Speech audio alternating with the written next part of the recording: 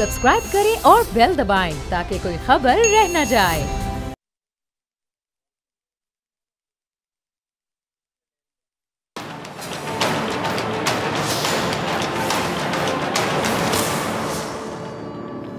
अस्सलाम वालेकुम नाजरीन, मैं हूं डॉक्टर फिजा अकबर खान और मैं हूं पाकिस्तान और आप देख रहे हैं पाकिस्तान के सबसे बड़े न्यूज़ चैनल का नंबर 1 प्रोग्राम ऐसे नहीं चलेगा।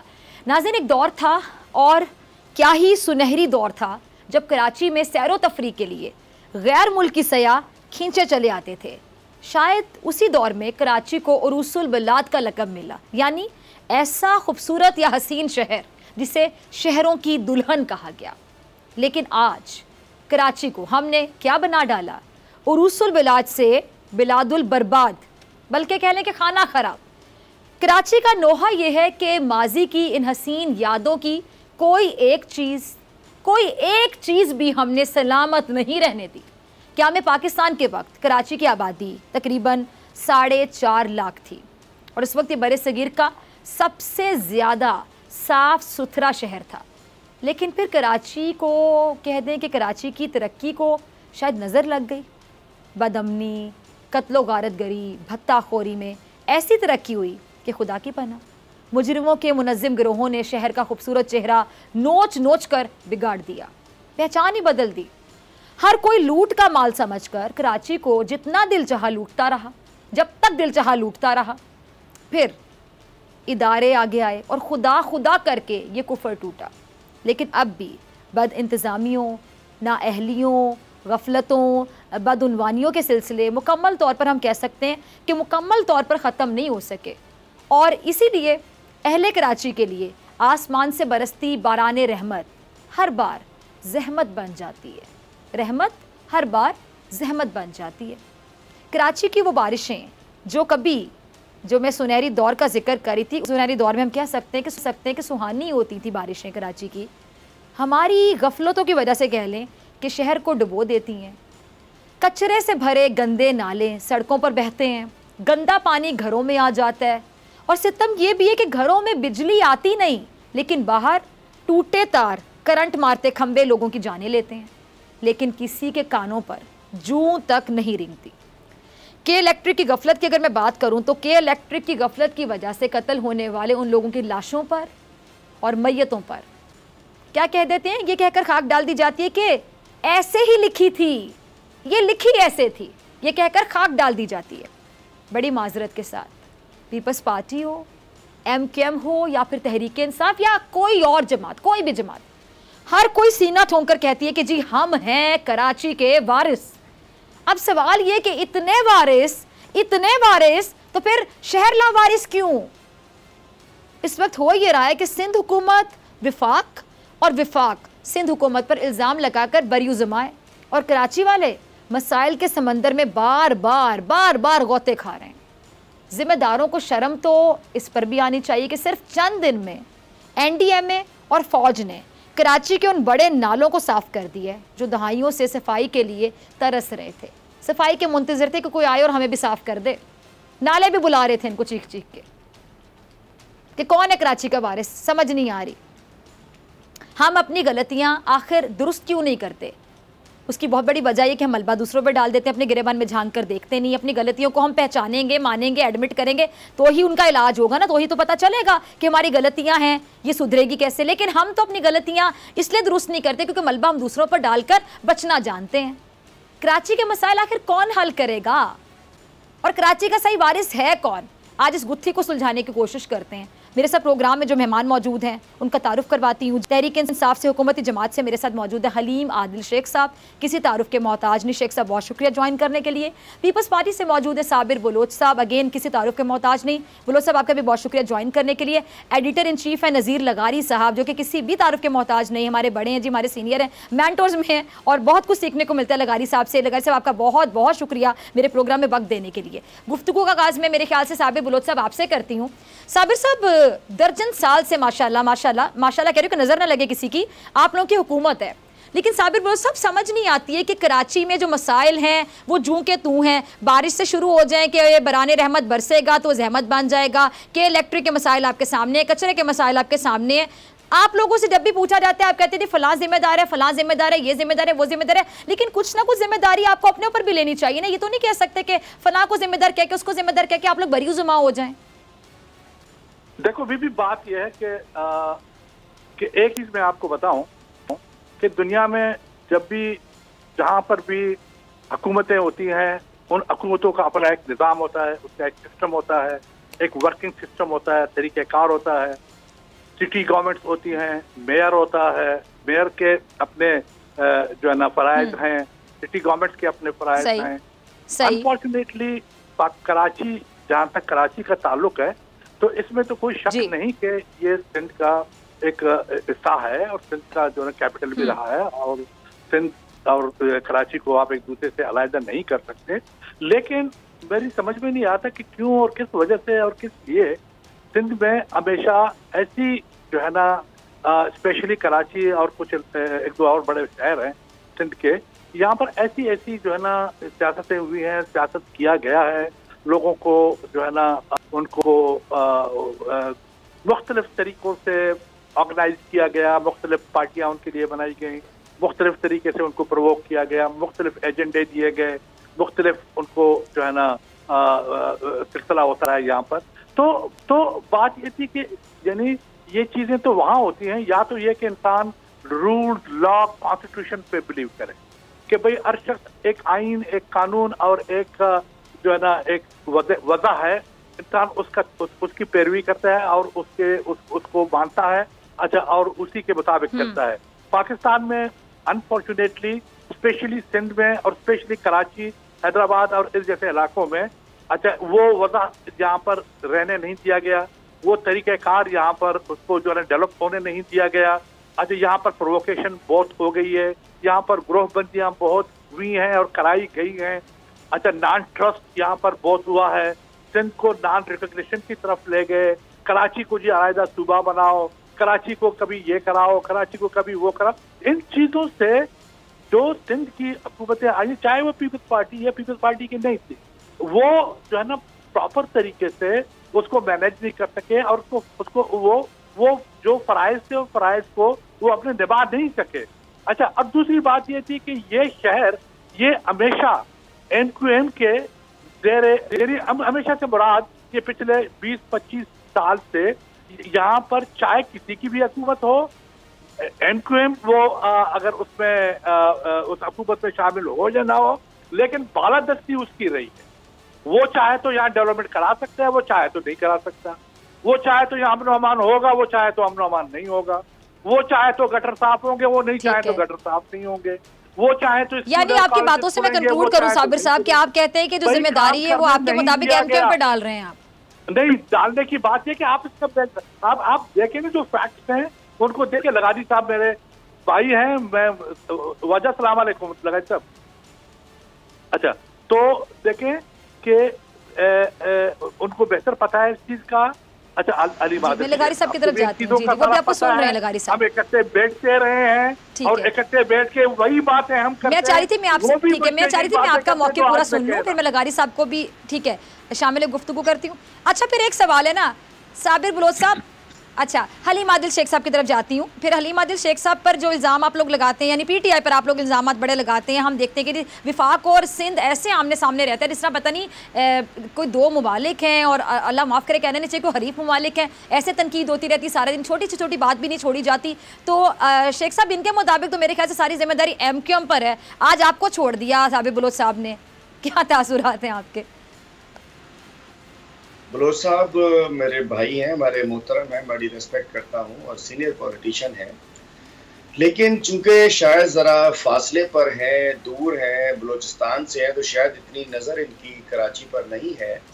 बिल्कुल एमक्यूएम भी जिम्मेदार है, एमक्यूएम भी जिम्मेदार थी, हम नहीं कह सकते कि एमक्यूएम जिम्मेदार नहीं है, चूँकि वो भी यहाँ उनके इसको जो तबाही कबाड़ा जो निकला है कराची का पिछले 30 साल में, उसके अंदर मेजॉरिटी टाइम पे एमक्यूएम लंदन हो या कुछ भी हो वो यहाँ मौजूद रही।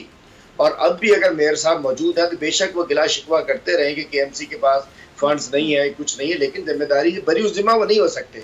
लेकिन एक और जो सूरत हाल इसमें बनती है, जो कि शायद बलोच साहब को भी शायद ना पता हो, कि 18वीं तरमीम के बाद जिस अंदाज से सिंध में सॉलिड वेस्ट मैनेजमेंट जो डायरेक्टली म्यूनिसिपल कॉर्पोरेशन का इशू होता था, डीएमसीज का, केएमसीज का, अब वो एक सॉलिड वेस्ट मैनेजमेंट है, उसके चेयरमैन वजीर आला साहब हैं और वो डायरेक्ट गवर्नमेंट उसको हैंडल कर रही है। उसके बाद कराची का सीवरेज सिस्टम, वो टोटल वो Karachi water and sewerage board वो केएमसी लोकल केएमसी के पास नहीं है, वो मुकानी लोकल गवर्नमेंट मिनिस्ट्री के डायरेक्ट अंडर में है, उसको भी सिंध हुकूमत हैंडल कर रही है। कराची का SBCA सिंध गवर्नमेंट के अंडर में। वो बलोच साहब बिल्कुल ठीक समझ रहे होंगे कि म्यूनिसिपल इशूज हुआ करते थे पहले, कचरा, गटर, पानी, लेकिन वो सिंध गवर्नमेंट ने 18वीं तरमीम के बाद डायरेक्ट खुद इसको हैंडल कर रहे हैं, इसलिए उनके ऊपर भी बात आती है। अगर ये सब केएमसी के पास होता, डीएमसीज के पास होता तो कोई ना कहता। अब सिंध के बाद 2011 के बाद ये यहाँ के गटर, यहाँ के नाले, यहाँ का कचरा सारा, और ये जो नाले अब सफाई की बात हो रही है, ये बरसाती नाले थे, ये गटर नाले बन चुके हैं। सारे गटर, सारी सेवरेज लाइनें इनके ऊपर फेंक दी जाती हैं। सारा कचरा जो 20,000 टन डेली कराची में कचरा पैदा होता है वो लिफ्ट नहीं किया जाता। उस कचरे के बिल जरूर बनते हैं, 20,000 टन जो उठता है उसका सॉलिड वेस्ट मैनेजमेंट बिल बनाता है, और उसके चेयरमैन आपको पता है, मैंने आपको बताया कि वज़ीर आला साहब हैं, लेकिन 2-4 हज़ार 5,000 टन तो चला जाता है जाम चाकरों पर, बाकी इन्हीं नालों में फेंक दिया जाता है। फिर वो नाले चौक होते हैं, फिर वो बारिश आता है, फिर वो ज्यादा पानी आता है, फिर वो घरों में जाता है, फिर तबाही होता है। लेकिन इसलिए हम पीपल्स पार्टी को इसलिए कहते हैं कि उनकी जिम्मेदार, वो इसलिए जिम्मेदार बन गए। अगर ये रहने देते, ये तो हम आज भी कह रहे होते कि सिर्फ एमक्यूएम जिम्मेदार है, लेकिन एमक्यूएम भी जिम्मेदार है, लेकिन ज्यादा जिम्मेदारी 2011 से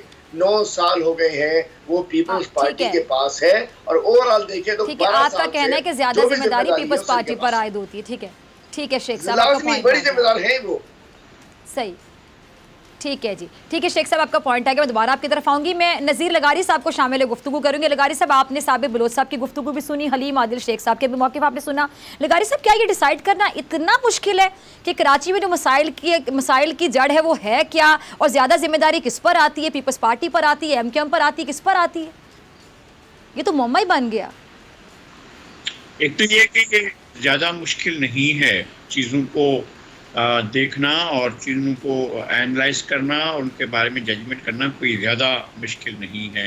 बहुत सी आसान चीज़ें हैं जिन चीज़ों को हम ज़्यादा मुश्किल समझते हैं या मुश्किल बना दी जाती हैं। दोनों मेरे लिए बहुत काबिल एहतराम है।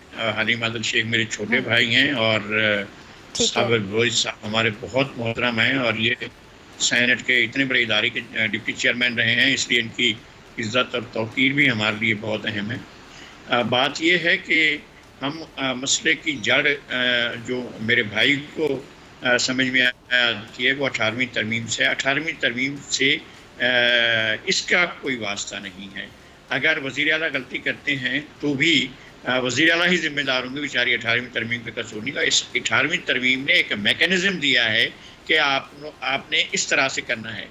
अगर वो मैकेनिज़्म गलत तौर पर इस्तेमाल होता है, आइन का भी गलत इस्तेमाल होता है, एक दफ़ा नहीं कई मरतबा होता है, और आइन को उसके दायरे में नहीं देखा जाता है, उस अंदाज में नहीं देखा जाता है। असल आपने जो इंट्रो में बात की थी कि कराची कभी ज़माने में ऐसा होता था, किसी ख़ास ज़माने में ऐसा होता था, और कराची को रोज़ाना गुस्ल दिया जाता था, कराची को रोज़ाना धोया जाता था। और जब यहाँ से 1962 में बादशाह वापस जा रहे थे थाईलैंड के, तो ये कहकर जा रहे थे कि मैं अपने मुल्क वापस जाकर बैंकॉक शहर को कराची जैसा बनाऊंगा। तो अब जाकर बैंकॉक को भी देखें और कराची को भी देखें। कराची की मुश्किलात, मसाइल, तकलीफें, दुख उस वक्त शुरू हुए जब कराची की ओनरशिप का तनाज़ा खड़ा किया गया। हमने समझकर चीज़ों को जब एक एब्सोल्यूट हुकूमत आई, जब मार्शल आया, तो मार्शल ने खराबियां पैदा की, तबाहियां पैदा की। मार्शल ने मैनिपुलेशन किया। मार्शल ने ये किया कि जो जीती हुई पार्टी थी, जीते हुए मेयर थे, उनको हराया गया, और जो हारे हुए मेयर थे उनको जितवा कर बिठाया गया और 8 साल तक चलाया गया। मेरे लिए बहुत काबिल एहतराम थे, मेरे दिल के करीब थे जनाब अब्दुल सत्तार अफगानी, लेकिन अब्दुल सत्तार अफगानी इलेक्शन हार गए थे और अब्दुल खालिक अल्लाहवाला जीत गए थे।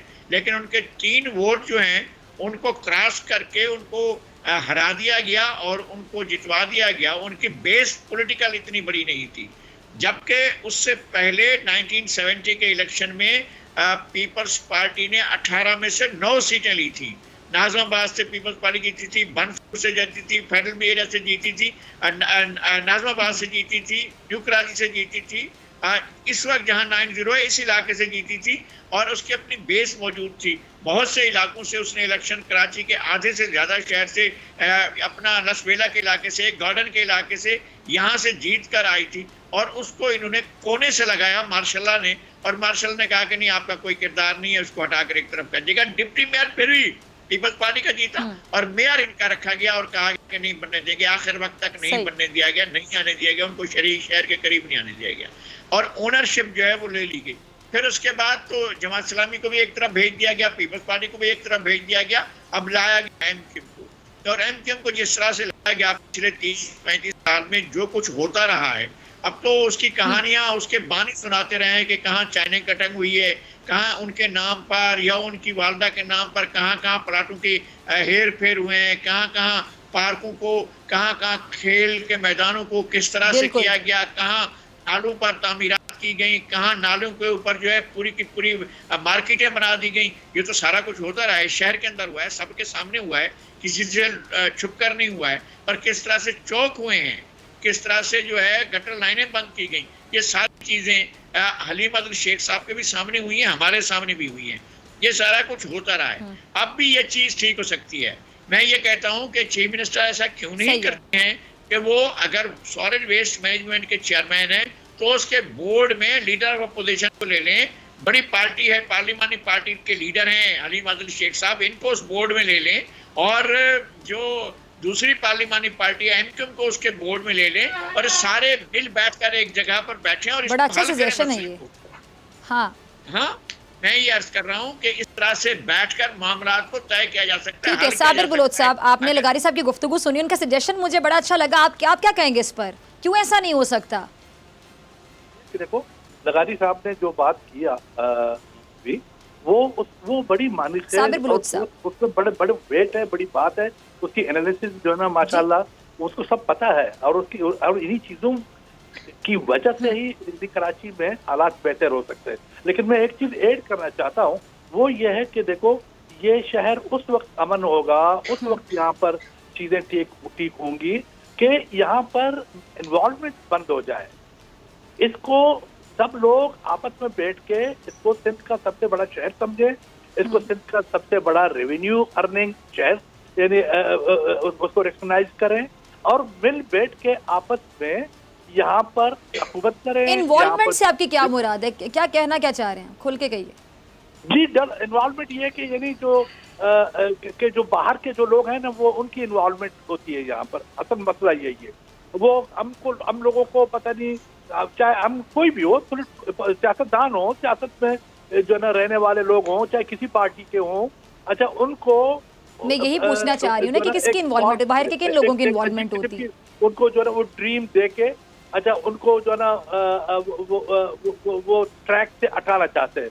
अब अनफॉर्चुनेटली हम लोग ट्रैक से हट जाते हैं, हम पॉलिटिकल लोग ट्रैक से हट जाते हैं। अगर हम दम ना हटें, हम एक हो जाएं, फैसला करें कि हम एक हो जाएं, हमने अपने शहर को तरक्की देना है, अपने सूबे को तरक्की देना है, अपने डेमोक्रेसी को इलाके में अपने जो हमारी जिम्मेदारी है उनको निभाना है। अब ये तो नहीं है ना कि जी के हर बात पर और हर बात पर अच्छी बुरी बात पर अच्छी बात पर जो है ना हम बैठ के इस्लामाबाद की तायीद करते रहें कि जी के जिस तरह लगारी साहब ने कहा कि भाई के हलीम आदल साहब ने 18th अमेंडमेंट की बात की। भाई 18th अमेंडमेंट का इन चीज़ों से कोई ताल्लुक नहीं है, कोई वास्ता नहीं है।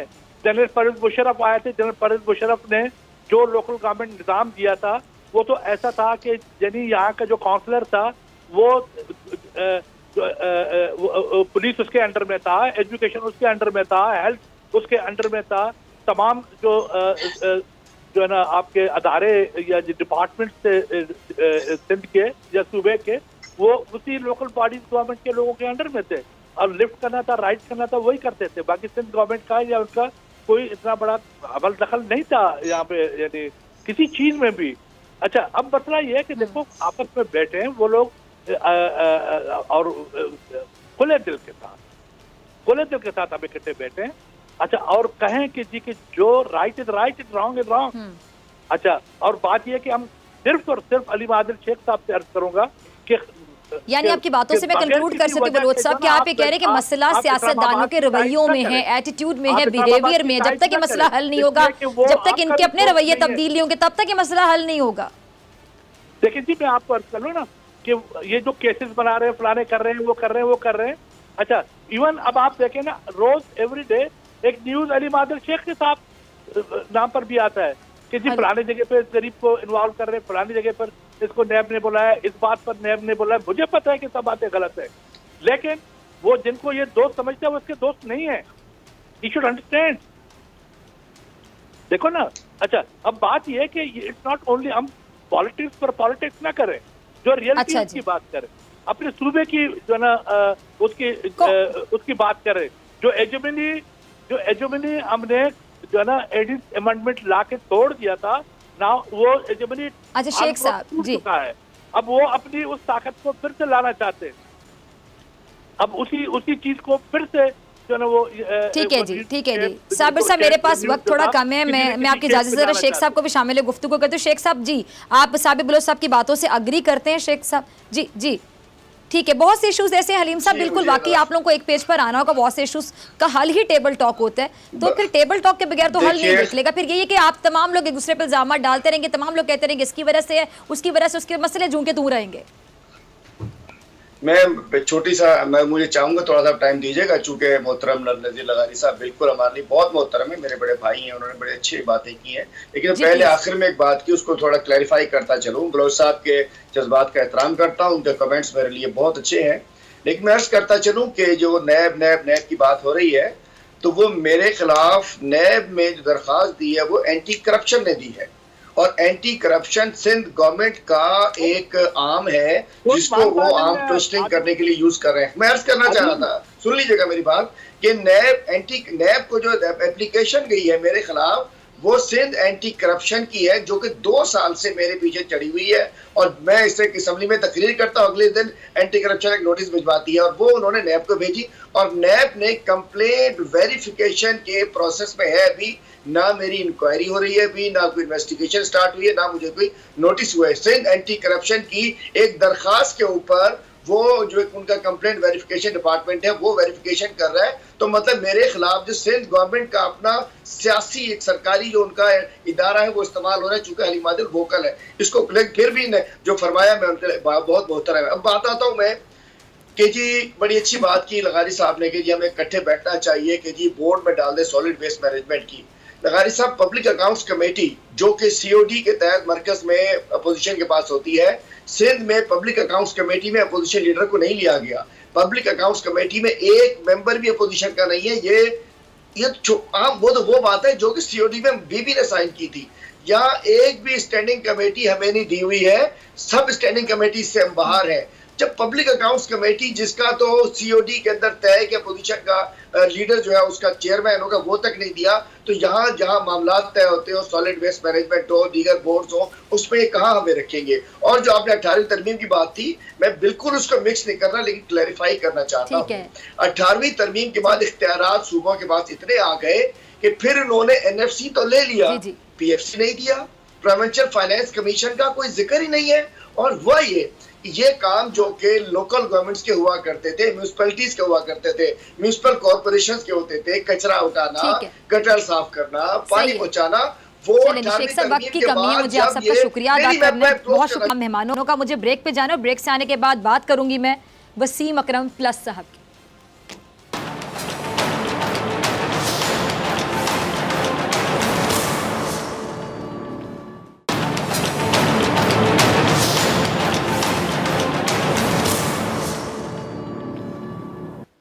जी नाज़रीन, पंजाब इतना अहम और बड़ा सूबा अब भी हैरत की बात है कि तजर्बात की जद में दिखाई देता है। वसीम अकरम प्लस की कुर्सी हम देख रहे हैं, सुन रहे हैं कि शुरू दिन से ही खतरे में थी, जिसको बचाने के लिए वज़ीर आज़म पाकिस्तान इमरान खान साहब पे दर पे उस्मान बुज़दार से मुलाकातें भी करते रहे। और अब तो सोने पर सुहागा ये कि वज़ीर आला बज़ाते खुद नैब के रडार में आ चुके हैं। निजी होटल को शराब का लाइसेंस किसने जारी किया, कैसे जारी किया, नैब ने उन्हें 12 अगस्त को तलब कर लिया। अच्छा, नैब के बकौल शराब का परमिट जारी करते हुए पॉलिसी और कानून नज़रअंदाज किए गए। डीजी एक्साइज के इख्तियारात का गैर कानूनी तौर पर इस्तेमाल किया गया। और लाइसेंस के इजरा से मुतालिक सरकारी खतूत के रिकॉर्ड से मालूम यह होता है कि निजी होटल को शराब का लाइसेंस डीजी एक्साइज पंजाब ने जारी किया। उस्मान बुज़दार साहब ने शराब का लाइसेंस दिए जाने की कोई समरी मंजूर नहीं की। हकीकत क्या है और क्या है अफसाना, अब मामला नैब देखेगा। जबकि एक मकतबा फ़िक्र ये भी कहता है कि ये एक भोंडा इल्ज़ाम है जिसमें ज़रा भी जान नहीं है। उनके इस मौक़िफ़ से एक बात वाज़े हो जाती है कि जी उनके ख़िलाफ़ कोई साजिश कर रहा है, और दूसरी जानिब उनको अब भी वज़ीर आज़म इमरान खान साहब का मुकम्मल एतमाद हासिल है, जो कि उनका प्लस पॉइंट है। पीपल्स पार्टी का मौक़िफ़ भी दुरुस्त लगता है कि जी इस इल्ज़ाम की बजाय उस्मान बुज़दार साहब से सब्सिडी देने के मामले की नैब पूछगछ क्यों नहीं करता। वज़ीर आला उस्मान बुज़दार पर इस इल्ज़ाम की आखिर हकीकत क्या है, ये मैं जानने की कोशिश करूंगी सीनियर तजियाकार, किसी तारीफ के मोहताज नहीं, असद खरल साहब से। खरल साहब बहुत शुक्रिया ज्वाइन करने के लिए। खरल साहब सबसे पहले तो ये बताइएगा कि जब भी वज़ीर आज़म लाहौर का दौरा करते हैं तो पंजाब में तब्दीली की बात छिड़ जाती है कि अभी वज़ीर आला तब्दील हो जाएंगे, अभी तब्दील हो जाएंगे, लेकिन होता क्या, होता ये है कि ब्यूरोक्रेट्स तब्दील होते जाते हैं, बुज़दार साहब वहीं पर होते हैं। क्या वजह है? मामला ये है कि बुज़दार साहब जो है उनकी सिफारिश बहुत तकड़ी है, वो कहते हैं तगड़ी सिफारिश है, और इस वजह से जब भी बुज़दार साहब को तब्दील करने की बातें आती हैं, आपने देखा कि वो चीफ सेक्रेटरी मेजर आज़म सुलेमान साहब जो हैं उनको वज़ीर आज़म साहब ने खुद मैंडेट दे के भेजा। आईजी पंजाब जो जिस तरह अभी डॉक्टर साहब हैं उनको खुद मैंडेट दे के भेजा। तो जब यहाँ पे वो आए और उनको कहा गया कि जनाब आप अब ट्रांसफ़र पोस्टिंग अपनी मर्ज़ी से करनी है, और उन्होंने आते ही बुज़दार साहब के जो ब्लू आइड लोग थे बहुत सारों को तब्दील कर दिया। उसमें बहुत सारे जो अफसर हैं आज भी अहम ओहदों पे हैं, कुछ जो है चले गए। बुज़दार साहब ने उनके होते हुए भी कई अफसरों को उनकी जानब से जो सर्विसेज थी वफाक में दी गई, बुज़दार साहब ने वो समरी अपने पास रखी। उसके बाद फिर भी आज बहुत सारे उसमें जो लोग हैं मुख्तलिफ जगहों पर वापस आ चुके हैं। वो चीफ सेक्रेटरी भी तब्दील हो गए, इसके अलावा और बहुत सारे लोग जो हैं वो तो तब्दील हो गए। अभी देखें ना, कमिश्नर साहब जो लाहौर डिवीज़न है आसिफ बिलाल लोधी पहले भी जब लगाए गए तो इनको वज़ीर आज़म साहब की नाराज़गी पे या जो सूरत हाल बनी उनको तब्दीली कर, उसके दोबारा फिर उनको लगाया गया, तो जिस पर पीएम साहब खुद लाहौर चल के आ गए और बुज़दार साहब से उन्होंने कहा कि जो पहले तो आपने एक्सक्यूज़ बनाए थे कि जनाब ये मुझे पता नहीं था, तो अब ये क्या होगा। तो उसमें भी बुज़दार साहब ने बड़ा पतली गली से निकल गए, क्योंकि उनको पता था और सारा उन्होंने खुद प्लान किया था। उन्होंने बीच में इस काम में आज़म खान साहब को डाल दिया था, जो ज़राया में बताते हैं। तो उन्होंने कहा जी मुझे तो पता नहीं, ये तो आज़म खान साहब जो हैं, क्योंकि उनको पता है इमरान खान साहब के सबसे जो इमरान खान साहब जिनको ट्रस्टवर्दी समझते हैं या कम्पिटेंट अफसर समझते हैं, जो उनके ज़रिए सारे उनके मशरूर पे अमल करते हैं, वो हैं आज़म खान साहब। तो बुज़दार साहब ने कहा जनाब वो तो उन्होंने मुझे कहा था तो मैंने इसलिए लगाया है। तो मामला ये है कि इमरान खान साहब इस पे फिर लाजवाब हो गए, तो उनको फिर तब्दील कर दिया गया कमीशन को। बुज़दार साहब तब्दील नहीं हुए। अभी भी मैं समझता हूँ कि बुज़दार साहब के बारे में तब्दील करना इमरान खान साहब के लिए एक मसला बना हुआ है, क्योंकि बार बार वो कह चुके हैं कि जनाब जब तक हुकूमत है, जब तक मेरी हुकूमत है, पीटीए की है, बुज़दार साहब तब्दील नहीं होंगे। अब मेरा ख्याल है जो मामला नैब का है ना, उस हवाले से शायद अब एक जवाब बनता जा रहा है, और इमरान खान साहब शायद हाई मॉरल ग्राउंड जो है उसके ऊपर ये कहें कि चूँकि बुज़दार साहब जो हैं उनके ऊपर एक नैब ने इंक्वायरी शुरू कर दिया, जो कि 1 साल पहले की पड़ी हुई थी अंडर कारपेट, और ये हमने ही मामला उठाया था बोल के प्रोग्राम में। तो वो अचानक से अब नोटिस आ गया है। तो अगर नोटिस के ऊपर रिज़ाइन है तो वो बहुत सारी एक लंबी फहरिस्त है पीटीआई की। वो आज़म सवाती की बात हो, उसके बाद आप देखें, उसके बाद जनाब बाबर अवान साहब की बात हो, अलीम खान साहब की बात, और बहुत सारे इस तरह के लोग हैं। तो जब अगर उनको हटाया जाता है नैब के नोटिस पे, नैब की इंक्वायरी पे, तो मे बी इस पे अगर इमरान खान साहब चाहें तो अब ये बताते हैं जो शराब परमिट मामला है इसकी असल हकीकत क्या है, क्योंकि ऑपोजिशन खुद ये कहती हुई नजर आ रही है कि ये एक इल्ज़ाम है जिसमें कोई वजन नहीं है, और असल मामला चीनी और गंदम बहरान के जिम्मेदारों का तयन है। देखिए दो मुख्तलिफ चीज़ें हैं। एक तो आपने कहा ये भोंडा इल्ज़ाम है, तो भोंडा इल्ज़ाम जो है क्यों लगा, कैसे लगा, और इसका वजह क्या बनी। 10 साल से अगर एक पॉलिसी बनी थी, गवर्नमेंट ने कहा था कि जब तक 5 और 4 स्टार जो होटल है सिर्फ उसको लाइसेंस दिया जाएगा। तो जनाब वो डीजी की कॉम्पिटेंसी थी। इसके अंदर बकायदा वेवर जो है वो वज़ीर आला दे सकता था। सही। मुझे ये बताएं कि एक होटल बना ही नहीं है, यानी प्रिज्यूम कर लिया गया, तसव्वुर कर लिया गया, एक होटल बने ही नहीं। पंजाबी में कहते पिंड वसिया नहीं चक्के पहले आ गए। एक होटल जब बने ही नहीं है तो स्टार किस तरह आपको उसको लगा दिए कि वो 4 स्टार है या 5 स्टार है। तो उसको परमिट जारी किया। और इसमें बहुत सारी खबरें हैं, इनके रिश्तेदारों के ऊपर भी नाम आता है कि बीच में डीलिंग बिलिंग उन्होंने की। अब उन्होंने बुज़दार साहब को हिस्सा दिया नहीं दिया, लेकिन ये खबरें गर्म हैं कि इनके कुछ रिश्तेदार जो खुद भी गवर्नमेंट जॉब में हैं, साउथ पंजाब में हम उस पौधों पे रहे अभी भी हैं, उन्होंने इसमें डीलिंग विलिंग की और मामला 5 और 10 करोड़ तक गया। नैब की इंक्वायरी हुई। नैब ने क्यों इंक्वायरी की? ये भोंडा का इल्ज़ाम है। तो नैब ने कुछ सर पाँव दे के एक वज़ीर आला सबसे बड़े सूबे के हैं, हुकूमत के हैं, तो उनको अगर बुलाया है, बुलावा उनको दिया है, तो उसमें यकीनन कोई ना कोई तो वजन हो गया। दूसरी बात आपने कहा कि चीनी और गंदम का बुरान के असल जिम्मेदार कौन है, उनका तयन। वो तो जनाब तयन ही हम देख रहे हैं। जब से ये चीनी और आटा बुरान की रिपोर्टें आनी शुरू हुई हैं, वो जनाब वो जिम्मेदारों का तयन तो बार बार रिपोर्टों में हो रहा है और उनको तो कहीं फिक्स नहीं किया जा रहा, उनको तो सजा जजा नहीं दी जा रही। लेकिन एक बात है कि जो ही नोटिस लिया जा रहा है, तयन हो रहा है, एक से दूसरी रिपोर्ट बनती है। चीनी जो है वो 55 से लेकर माशाल्लाह 95 रुपए तक पहुंची गई है, और गंदम जो है आटा जो 850 से 1100 तक पहुंच गया 20 किलो का थैला। यानी 1300 में गंदम जब खरीदी, 1350 में, और ठीक 1 माह बाद ही गंदम नायाब भी हो गई। और जनाब अब मामला ये है जिम्मेदार कौन है।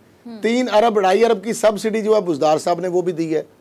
तो उसके बाद एक्सपोर्ट की इजाज़त जो है वो चीनी का अगर बुरान था या कम थी तो वो किसने दी। फिर उसके बाद अभी जो दोबारा 26 से जो गंदम मंगवाई गन्ना जो चीनी मंगवाई जा रही है, इसका जिम्मेदार कौन होगा कल को? क्योंकि गन्ना जब ये मिल वाले नहीं उठाएंगे, ये तो फ़ायदा आपको चीनी माफिया को देने लगे हैं। क्योंकि जब आप मंगवा लेंगे चीनी तो वो कहेंगे किसानों को गन्ना उठाने के लिए हमारे पास पैसे नहीं है, जो 180 रुपये मन पीछे बिका था।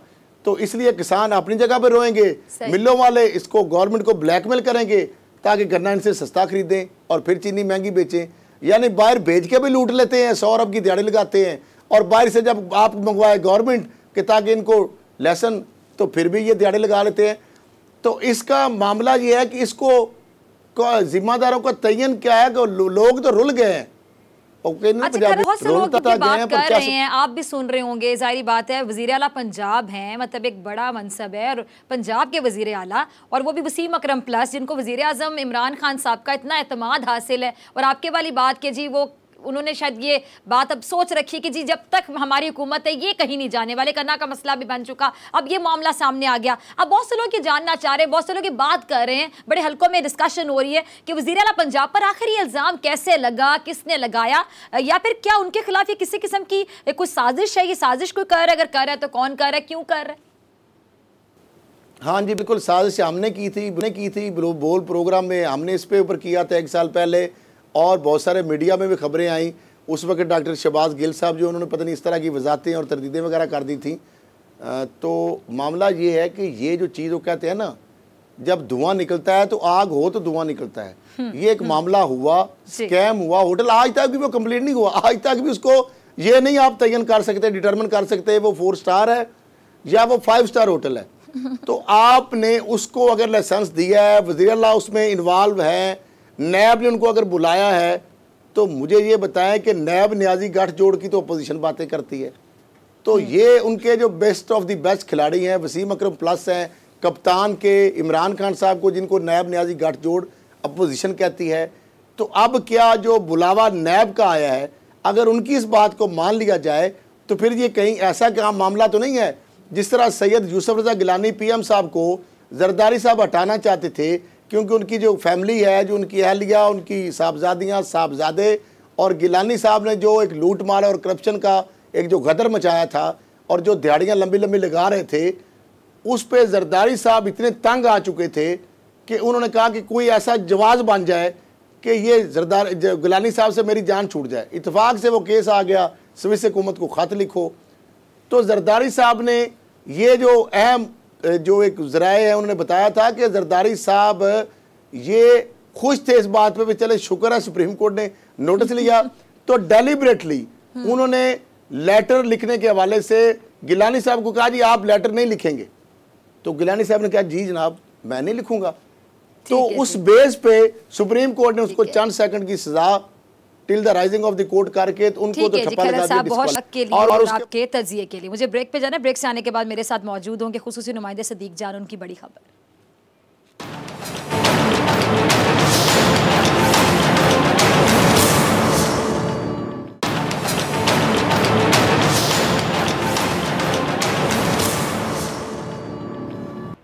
जी तो नाजरीन, इस सेगमेंट में मेरे साथ हमेशा की तरह मौजूद है खुसूसी नुमाइंदे सदीक जान। Sadiq warm welcome. सदीक, आज तो खबर ही बड़ी गर्म है कि जी जो मिलकर हुकूमत को गिराना चाहते थे, टफ टाइम देना चाहते थे इमरान खान साहब की हुकूमत को, ये तमाम लोग आपस में एक पेज पे नहीं, इनकी लड़ाइयों की बातें सामने आ गई, इनकी झड़पों की, इल्ज़ामात की जो बुछाड़ एक दूसरे पर है। और जी मौलाना फजल रहमान साहब ने हुकूमत मुखालिफ तहरीक का हिस्सा बनने से इनकार कर दिया। जी सदीक,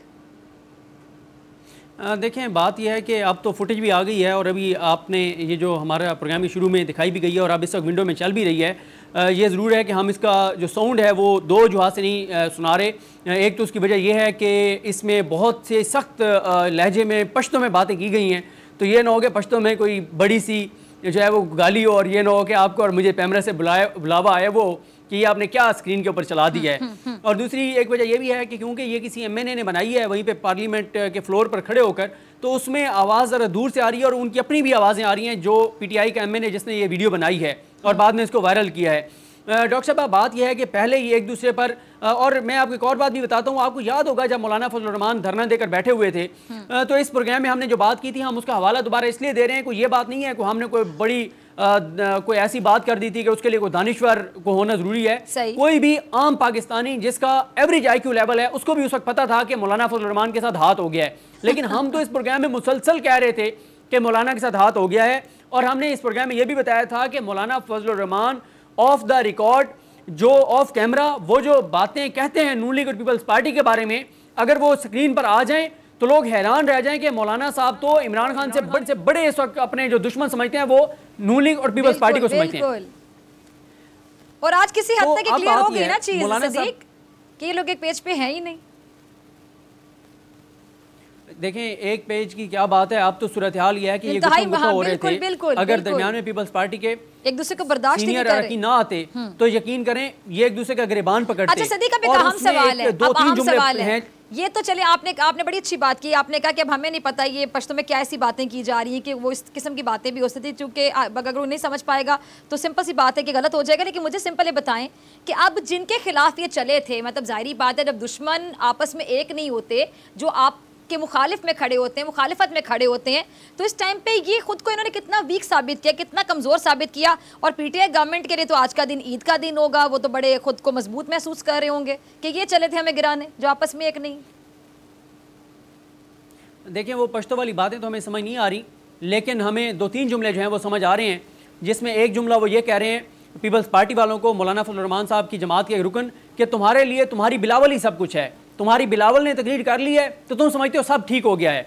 दूसरा एक और वो जो बाकी जो जुमले हैं पश्तो में, उसमें से करप्ट और करप्शन ये दो लफ्ज़ जो हैं वाज़े तौर पर सुने जा सकते हैं। डेफिनेटली वो पीपल्स पार्टी को ये कह रहे हैं कि तुम करप्ट हो, तुमने करप्शन की है, तुम हुकूमत के साथ मिले हुए हो। और ये बात तो हमारे प्रोग्राम में जिस दिन आप इस्लामाबाद में थी और हमारे साथ मुफ्ती कफ़ायतुल्लाह साहब ने ये बात का एतराफ़ किया था कि हम नून लीग और पीपल्स पार्टी के तर्ज़ सियासत से, अपोजिशन के तौर पे उनके किरदार से हम बिल्कुल मुतमईन नहीं हैं। और ये जो मैंने आपको पहले भी हमने बात की थी कि मौलाना फजल रहमान ने पहले ये कहा था कि मैं एक सूरत में इन जमातों के साथ चलूंगा अगर इस मरतबा ये रिटर्न मेरे साथ मुआहदा करेंगे। लेकिन अब मौलाना साहब ये कह रहे हैं कि मुझे इन जमातों की जरूरत नहीं है, इन जमातों को मेरी जरूरत है, क्योंकि इनके पास कारकुन नहीं है, मेरे पास कारकुन है।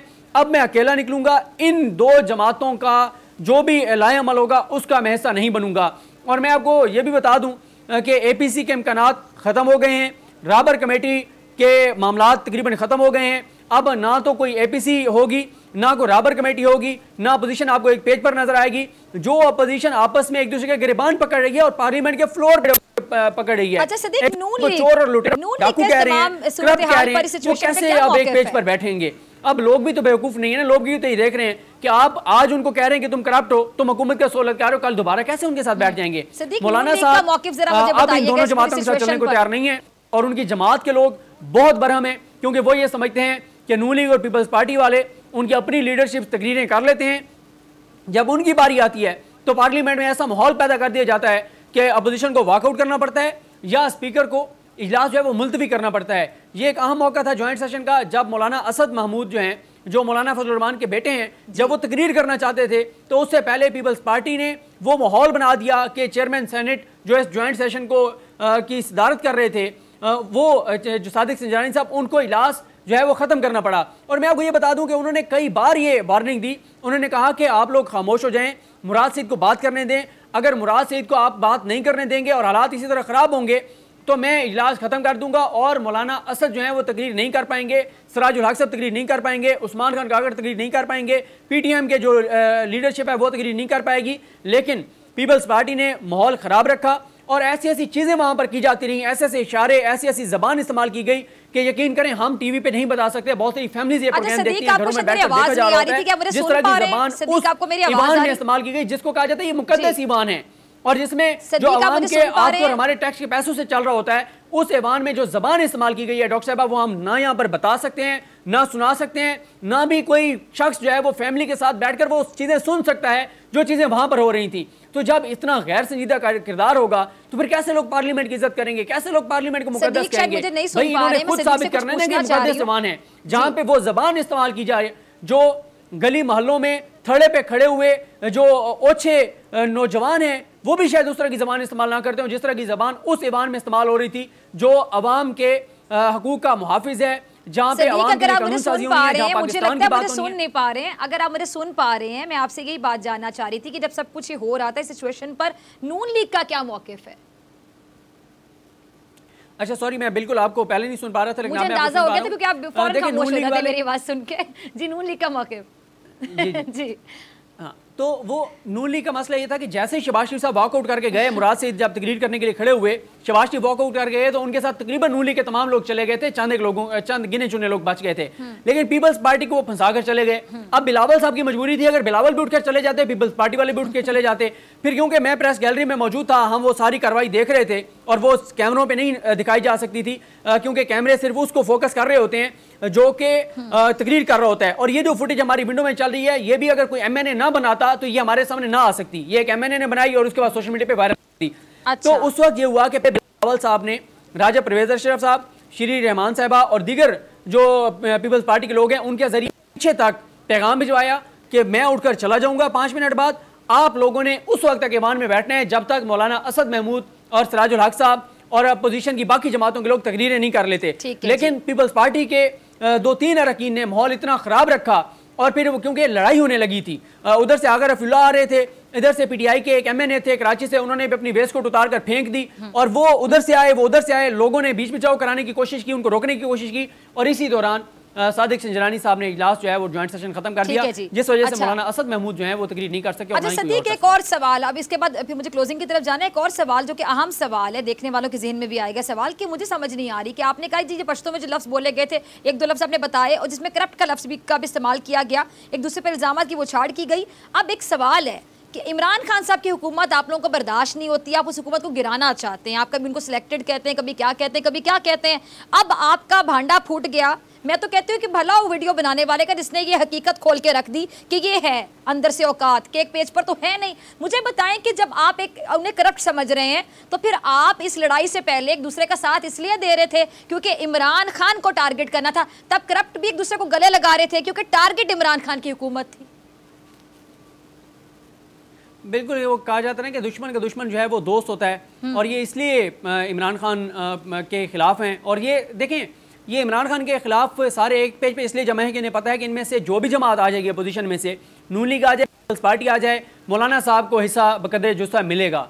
और इनको ये भी पता है कि इनमें से जो भी जमात आ जाएगी, पीपल्स पार्टी इक़्तिदार में आगे आ जाए या नून लीग आ जाए, जो अपोजिशन में होगी उसको कोई टेंशन नहीं है, उसके केसेस नहीं चलेंगे, उनकी गिरफ्तारियां नहीं होंगी, उनका एहतसाब नहीं होगा, कोई ऐसा मनी लॉन्ड्रिंग के खिलाफ कानून साजी नहीं की जाएगी जिससे आइंदा मनी लॉन्ड्रिंग ना हो सके, कोई ऐसा मुआहदा नहीं किया जाएगा बाकी मुल्कों के साथ कि वहाँ हमारे बैठे हुए जो करप्ट लोग हैं उनको पाकिस्तान वापस लाया जा सके, बस उनको उनका हिस्सा मिल जाए, फिर मौलाना साहब के लिए सब कुछ ठीक है जी। बहुत शुक्रिया सिद्दीक जान आपकी बड़ी खबर के लिए, तज्जिए के लिए। इसी के साथ डॉक्टर फ़िज़ा अकबर खान को दीजिए इजाज़त। आपसे मुलाकात होगी इंशाल्लाह पीर के रोज़, सेम टाइम सेम चैनल। अगर ज़िंदगी ने वफ़ा की, दुआओं में याद रखिएगा, अपना अपने प्यारों का बहुत ख्याल रखिएगा। अल्लाह निगहबान।